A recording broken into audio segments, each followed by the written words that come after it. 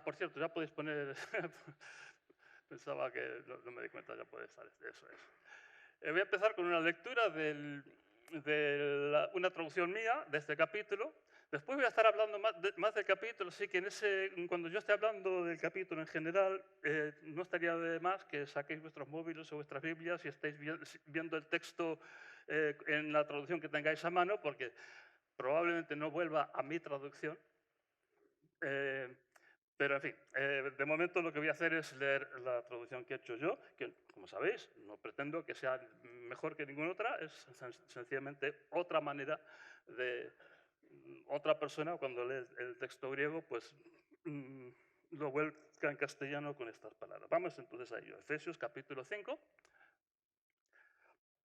Haceos imitadores de Dios como hijos amados, y comportaos con amor, como Cristo nos amó y se entregó por nosotros como obsequio y sacrificio a Dios en aroma agradable. Pero que la inmoralidad sexual y cualquier tipo de inmundicia ni siquiera se menciona entre vosotros, como corresponde a personas consagradas. Ni lo vergonzoso, ni la liviandad, ni los chistes verdes que no convienen. Al contrario, es mucho mejor expresarse agradecidos. Sabéis bien, al fin y al cabo, que ningún inmoral o indecente, ni qué hablar del que sea avaricioso, que es ser idólatra, heredará nada en el reinado de Cristo y de Dios. Que nadie os engañe con palabras insustanciales que por su culpa se enfada Dios con los que le desobedecen. Así que no seáis colaboradores de ellos. Erais antes oscuridad, pero ahora sois luz en el Señor. Comportaos como personas luminosas, por cuanto el fruto de la luz se encuentra en toda bondad y justicia y verdad. Considerad bien qué es lo que agrada al Señor y no participéis en las obras estériles de la oscuridad. Al contrario, denunciadlas. Lo que hacen a escondidas os da sofoco hasta mencionarlo, pero todo acabará denunciado cuando en la luz se vea, porque todo se ve claramente en la luz. Por eso pone, levántate de tu letargo y álzate de entre los muertos para que te alumbre Cristo. Fijaos bien cómo os comportáis, que no sea como simples, sino como sabios. Aprovechad bien el tiempo, que son días malos. Así que no seáis insensatos, sino tened bien presente lo que quiere el Señor. No os emborrachéis de vino, que trae disipación, sino llenaos de aliento divino, hablando entre vosotros con salmos e himnos y coritos espirituales, cantando y alabando al Señor continuamente, dando siempre gracias a Dios Padre por todo en nombre de nuestro Señor Jesucristo, sometiéndoos mutuamente en honor a Cristo. Las mujeres a vuestros propios maridos como al Señor, por cuanto el marido es cabeza de la mujer, así como Cristo es cabeza de la asamblea, de cuyo cuerpo es Salvador. Entonces, como la asamblea se somete a Cristo, así también las mujeres a los maridos en todo. Los maridos, amad a vuestras mujeres, así como Cristo amó a la asamblea y se entregó a sí mismo por ella para consagrarla. La limpió al baño de agua con una palabra para presentarse la asamblea resplandeciente para él mismo, sin mancha ni arruga ni nada, sino como consagrada e inmaculada. De esa misma manera conviene que los maridos amen a sus propias esposas como a su propio cuerpo. El que ama a su esposa se ama a él mismo. Nadie detesta su propio cuerpo, sino que lo alimenta y mima, y así es Cristo con la asamblea, ya que somos miembros de su cuerpo. Por eso dejará el hombre a padre y madre y se entregará enteramente a su esposa, y serán los dos carne y uña. Así es inexplicable, pero es lo que afirmo sobre Cristo y la asamblea. Resumiendo, que cada uno de vosotros ame también a su propia mujer como se ama a él mismo, y que la mujer honre a su esposo. Y después sigue en el capítulo 6, habíamos visto sometiéndoos mutuamente, sometiéndoos unos a otros, las mujeres de esta manera, los maridos de esta manera, y luego otros ejemplos de sumisión en el capítulo 6, los hijos, los padres, los esclavos y los amos. Muy bien, este es el capítulo, en el que en el centro del capítulo, en el versículo 18, tenemos esta idea de no emborracharnos con vino, sino ser llenos del Espíritu, pone la mayoría de las traducciones, pneuma en griego, yo lo he traducido aquí como aliento divino. Vamos entonces a ver este capítulo en dos partes. Primero, Efesios 5 de 1 a 18, lo que va expresando aquí, que sería lo contrario al Espíritu, lo que viene antes de decir ser llenos del aliento divino. Versículo 3. Menciona dos cosas: inmoralidad sexual e inmundicia. Y aquí es donde ya, si queréis, podéis estar siguiendo el texto en vuestras Biblias o en el móvil, si tenéis la Biblia en el móvil, para ir cotejando lo que voy diciendo. Estamos en el versículo 3. Dos cosas que menciona el versículo 3, que sería lo contrario a vivir llenos del aliento divino. No hace falta dar explicación sobre inmoralidad sexual, más o menos se entiende de qué va. Si alguien no entiende, luego puede hablar conmigo después de la reunión. Inmundicia, suciedad, pues esto es más amplio, porque hay muchas cosas que realmente son impresentables, son feas. Y no, a veces tenemos una tendencia en las iglesias cristianas a enfatizar tanto el tema sexual que se nos olvida que hay muchas otras maneras de realmente ser inmundos. Ser asquerosos y feos unos con otros. A veces yo pienso que el caso mío se manifiesta más en egoísmo, en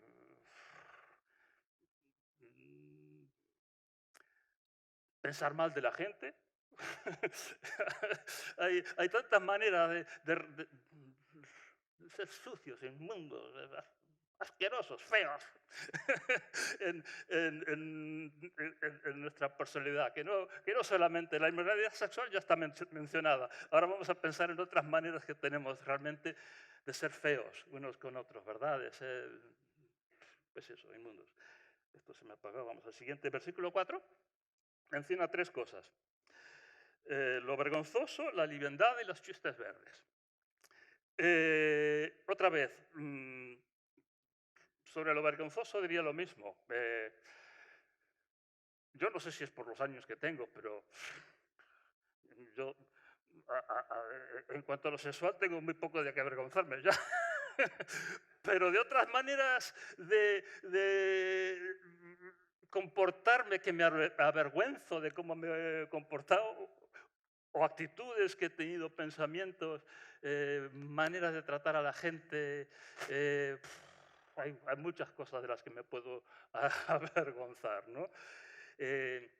Liviandad, pues es interesante. Esto era muy típico en la cultura de aquella época y hasta hace bien poco se estimaba mucho el ser sobrio, el ser gente seria, no dados a las risotadas y las risas. Yo no sé, a mí me parece que muchas veces el humor es sano, ¿no? Pero quien nunca sale de ahí, que todo se lo toma a la ligera, en fin, pues seguramente la liviandad como, digamos, como actitud de vida en general sí que sería algo a evitar. Los chistes verdes también no edifican. Normalmente son, mm, por lo menos los que se contaban cuando la gente me contaba chistes verdes, porque desde que hace medio siglo soy pastor, pues a ver quién me cuenta un chiste verde. Pero, pero yo lo que recuerdo de los chistes verdes es que eran terriblemente misóginos. Eh, una, una manera de cosificar a la hembra humana que realmente no edifica, no es una manera correcta ni de concebir del sexo ni de concebir de las mujeres. Por lo menos los chistes verdes que yo recuerdo cuando, como digo, cuando me los contaban. Versículo 5. Otra vez inmoralidad indecencia, pero me llama la atención de todas estas expresiones que hay en los versículos 3 hasta el 5, y luego en el versículo 6 también.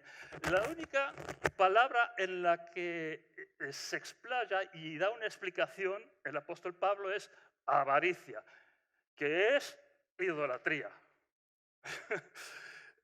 Todo lo demás tiene su defecto, pero de todas estas cosas que él menciona, hay una que Pablo se detiene y dice, cuidado, esto es idolatría, esto es cambiar de Dios. Esto es, nos hemos salido ya del culto legítimo al Dios de Israel, al Dios de los cristianos, y hemos pasado a adorar a- al Dios que viene aquí dentro. ¿Eh? Entonces, cuidado, la avaricia recibe mención aparte.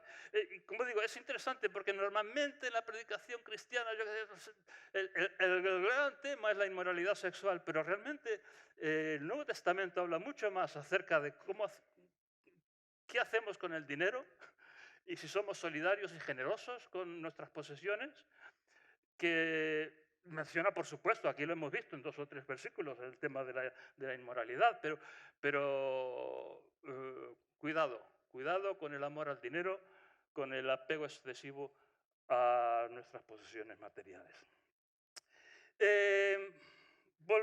Vamos ahora al versículo 6. Y aquí tenemos palabras insustanciales, palabras que no van a ninguna parte. Y curioso que dice que por motivo de ese tipo de palabras, se enfada Dios con los que le desobedecen. O sea que parece ser que estas palabras insustanciales de las que está hablando Pablo son palabras que nos llevan a relativizar, a dar poca importancia a lo que Dios realmente manda, lo que Dios quiere de nosotros, ¿no? Y entonces son palabras vacías de contenido real en el sentido de que nos apartan de agradar a Dios, de obedecer a Dios. Entonces probablemente lo fundamental en este versículo 6 es la propia desobediencia a Dios. Y luego vemos en los versículos 8 a 11 todo este tema de oscuridad. Oscuridad y las obras estériles de la oscuridad.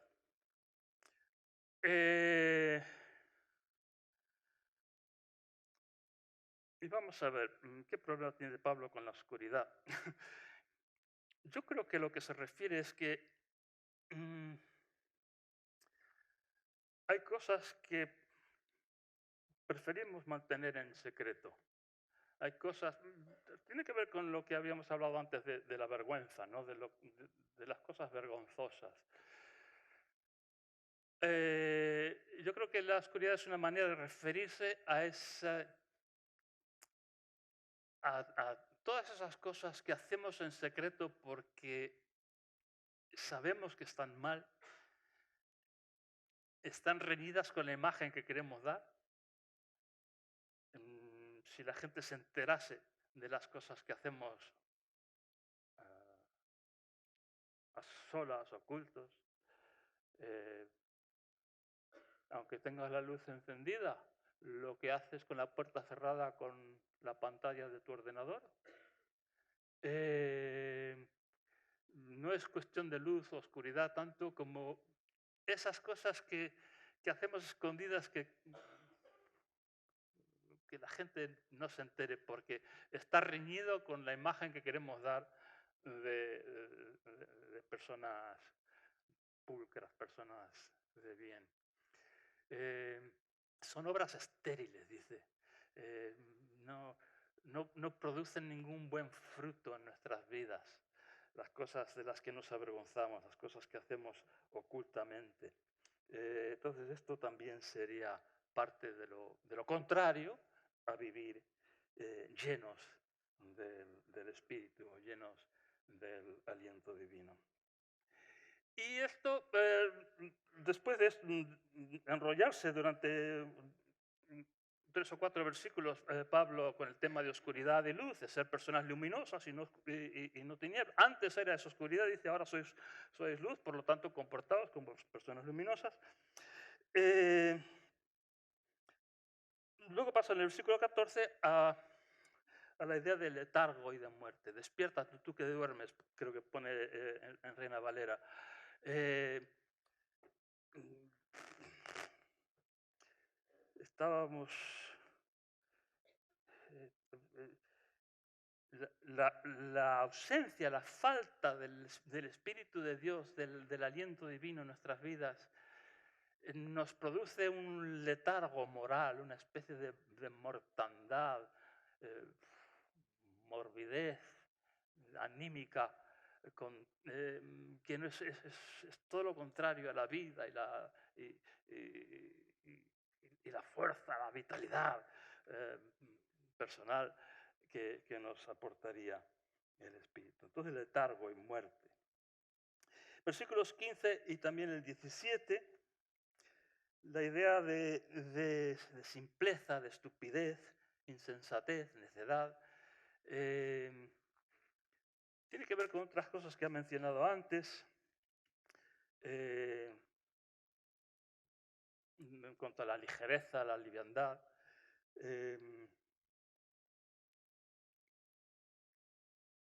Pablo nos exhorta a comportarnos como personas sabias, que seamos conocidos por ser sensatos, sabios.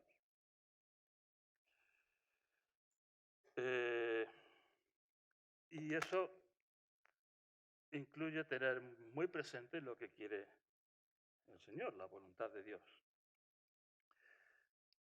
Entonces, procuremos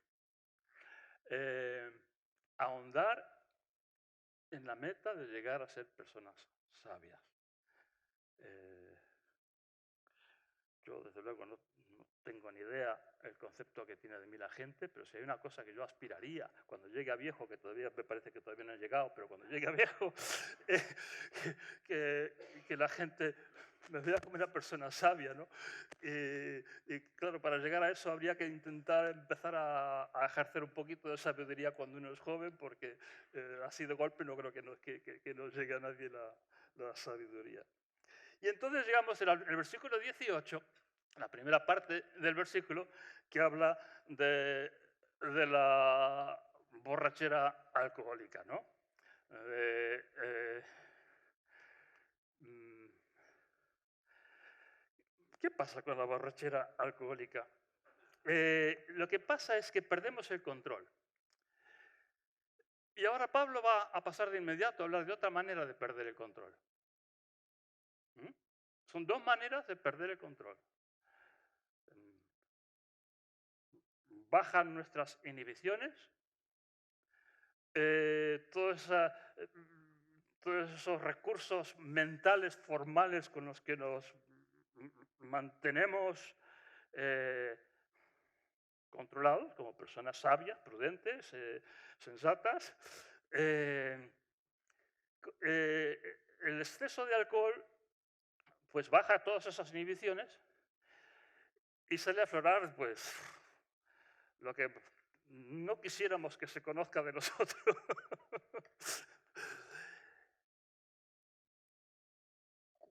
Cuando somos llenos del Espíritu también perdemos las inhibiciones.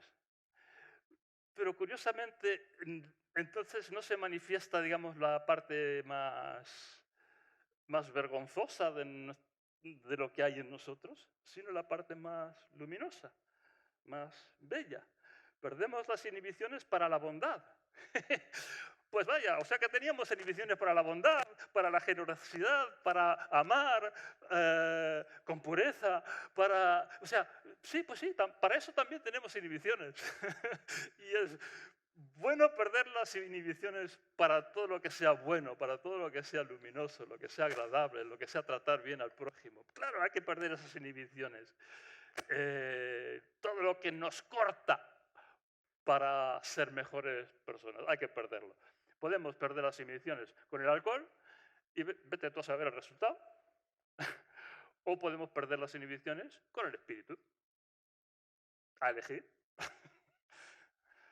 Pablo, naturalmente, recomienda ser llenos del Espíritu o del aliento divino, como he traducido yo. Siguiente, por favor. Y entonces, ahora sí vamos a entrar a la segunda parte del capítulo, para hablar un poquito de las evidencias del aliento divino.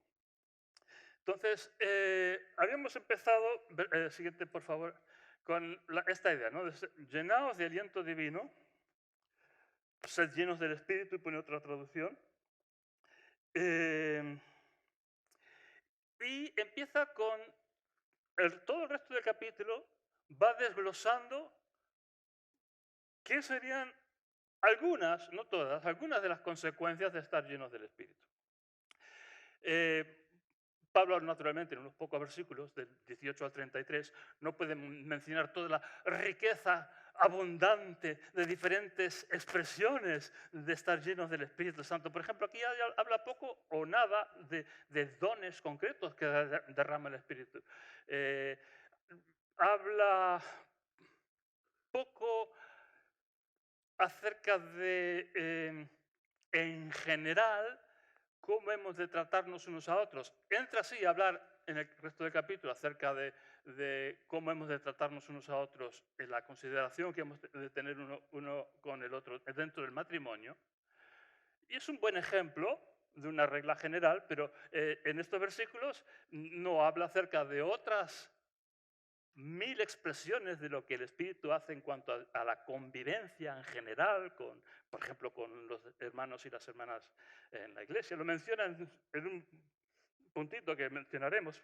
Pero, entonces, aquí no lo dice todo, pero es un buen comienzo de algunos ejemplos. Y el primero, entonces, es cómo hablamos. ¿Cómo hablamos entre nosotros? Y es curioso que echa mano a que hablemos con las letras de los salmos, con himnos y coritos. Me ha llamado la atención, ahora tendría que volver a consultar con el griego, pero que no dice que cantemos esto, sino que esta sea nuestra manera de hablar unos con otros. Que suene a los himnos que cantamos en la comunidad, en nuestras asambleas, nuestra conversación. Quiere decir que habrá muchos gloria a Dios, muchas aleluyas, mucho reconocer la bondad y la grandeza de Dios, mucho agradecimiento por el milagro de la salvación y del perdón divino y cosas por el estilo, que esto sería, digamos, la manera característica de hablar unos con otros. Qué bonito, ¿verdad? Y luego, siguiente ejemplo sería cantando, perdón, el anterior, cantando y alabando continuamente. Ahora sí menciona cantar. Cuando he dado algún curso sobre los salmos en CTK, he comentado la costumbre que expresan los salmos de un recitarse, tal vez entonar los salmos por lo bajinis, para uno mismo, ¿no? Entonces, moviendo la boca, susurrando muy suavecito, pues los salmos con sus melodías, cantando. Estar rememorando y cantando para mis adentros los himnos, los cánticos espirituales, es increíblemente edificante. Uno de los recuerdos más agradables que tengo de mi madre, que ahora en febrero habría cumplido 106. Uno de los recuerdos más agradables que tengo de ella es escucharla por la casa, haciendo sus labores, su trabajo, barriendo la casa, preparando la comida, y se las escuchaba canturrear, pero canciones de culto y adoración. Era una bendición tal saber, mi madre está adorando. Estará barriendo la casa, pero está adorando. Entonces, esta idea, ¿no?, de estar continuamente edificando nuestro espíritu en comunión con Dios, con nuestros cánticos y nuestras alabanzas. Relacionado con esto, ahora sí, el siguiente, dando siempre gracias a Dios. A Dios Padre por todo en nombre de nuestro Señor Jesucristo. Eh, la, rememorar los motivos por los que estamos agradecidos a Dios es una de las maneras, ya lo he mencionado otras veces, más eficaces, efectivas de, de sacar de nuestra mente lo negativo y empezar a ver que la vida es bella y que hay muchas cosas positivas en nuestra vida y no solamente los problemas que nos tienen agobiados. Si empezamos a dar gracias a Dios en todas circunstancias, en todo momento, en todo, dar gracias a Dios, eh, nos cambia nuestra actitud mental. Y la cuarta cosa que menciona entonces, siguiente, es someternos unos a otros mutuamente.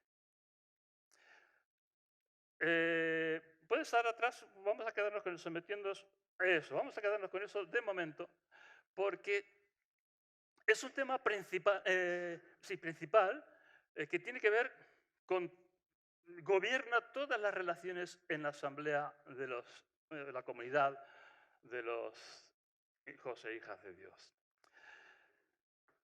Una de las manifestaciones de estar viviendo conforme al Espíritu de Dios, de estar iluminados por el aliento divino, es nuestra disposición a escucharnos unos a otros con sinceridad y consideración de lo que puede haber de sabio y de justo en la que la otra persona me dice, aunque no estoy de acuerdo, por lo menos no de inicio, y estar dispuesto a cambiar, a aceptar esta otra manera de ver las cosas y estar dispuesto a ceder. Estar dispuesto a ceder. No tengo por qué salirme con la mía. Esto en general es la regla que va a gobernar todas las relaciones y todos, no importa en qué situación social te encuentras. Este versículo 21, sumisión mutua. Claro, esto solamente funciona bien cuando es mutua, porque si no, la persona que no se somete, la persona que no sigue esta regla, resulta que es la que manda, porque todos los demás que son espirituales callan y entonces la persona que no es espiritual y no se somete resulta que es la que manda. Entonces, claro, esto solamente funciona cuando es mutuo.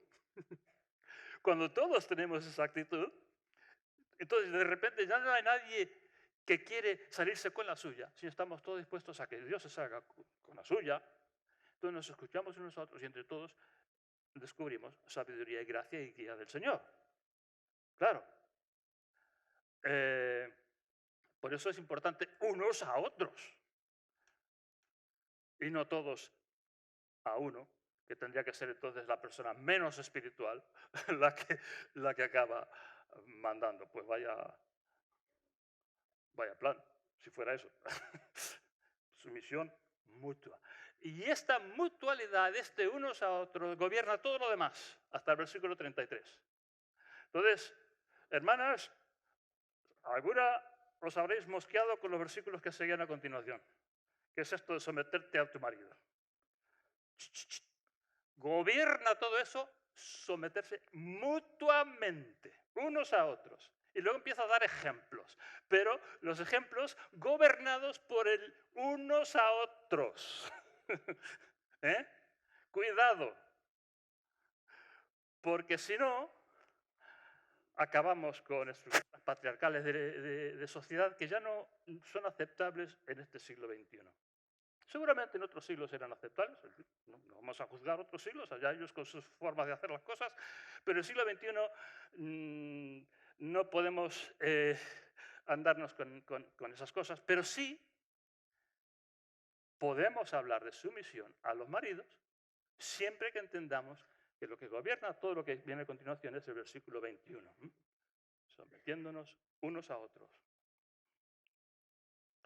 Y entonces sí, ahora sí, habiendo dicho eso, podemos hablar, siguiente por favor, de las mujeres a sus propios maridos. Por supuesto, aquí no dice Pablo que toda mujer tiene que someterse a todo hombre, porque el macho manda. No, en todo caso, a su propio marido. Cuidado. Aunque esto también gobernado por él mutuamente. Y entonces habla de la clase de marido que puede inspirar este tipo de actitud en una esposa. Y es alguien que, como la Iglesia con Cristo, ha experimentado a Cristo como Salvador, como alguien dispuesto a llegar hasta la muerte para, o sea, a cederlo todo, a perderlo todo por la calidad de amor que tiene. Y yo creo que cuando hay evidencias de ese amor en el matrimonio, de esa disposición, gobernados por el someternos unos a otros, luego también esa disposición, digámoslo así, ya que poner ejemplo, salvadora como la de Cristo, entonces puede inspirar tal vez el escucharnos a los maridos.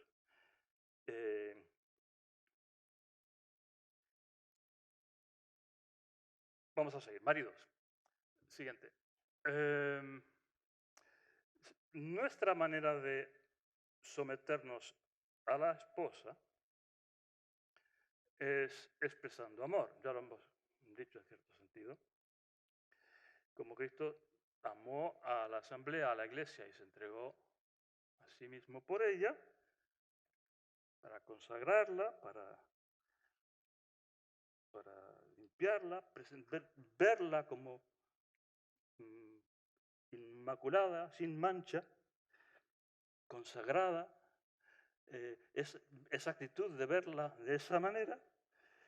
Y dice, de esa misma manera conviene que los maridos amen a sus propias esposas. Y luego también pone otro ejemplo, como su propio cuerpo. Todo el mundo alimenta y mima su propio cuerpo. Y entonces nuestra manera de expresar esta sumisión mutua es expresando ese tipo de amor.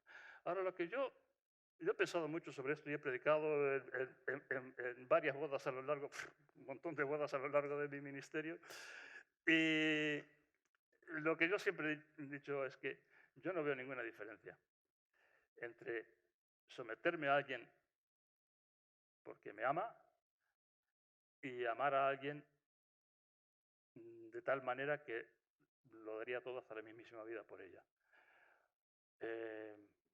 Con y yo no llevamos la cuenta de quién se somete a quién cuándo. Sencillamente, sinceramente, así como se pretende que yo ame, ¿acaso no se pretende que la esposa ame? Y entonces, así como si el amor resulta que es cosa de los dos, tal vez lo de la sumisión también es cosa de los dos. Y cuando esto funciona como debe funcionar, nos llevamos la cuenta. A ver quién se ha salido con la suya.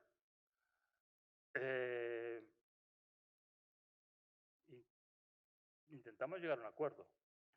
A veces, uno o una impone su voluntad y la otra persona se acaba sintiendo muy incómoda, no se siente amada, no se siente escuchada con respeto. Y eso puede pasar tanto a uno como a una. Y no sé qué es lo que falla, si la sumisión o el amor, o si es que las dos cosas son dos caras de una misma moneda. En la práctica, Si yo amo a Connie, muchas veces reconozco la razón que lleva. A veces, después de discutir y pretender salirme con la mía y a cabo de algo de reflexión, ir y pedirle perdón y reconocerle que llevaba la razón ella. Y otras veces, eh, pues ya sabrá ella cómo lo vive. Yo sé cómo lo vivo yo,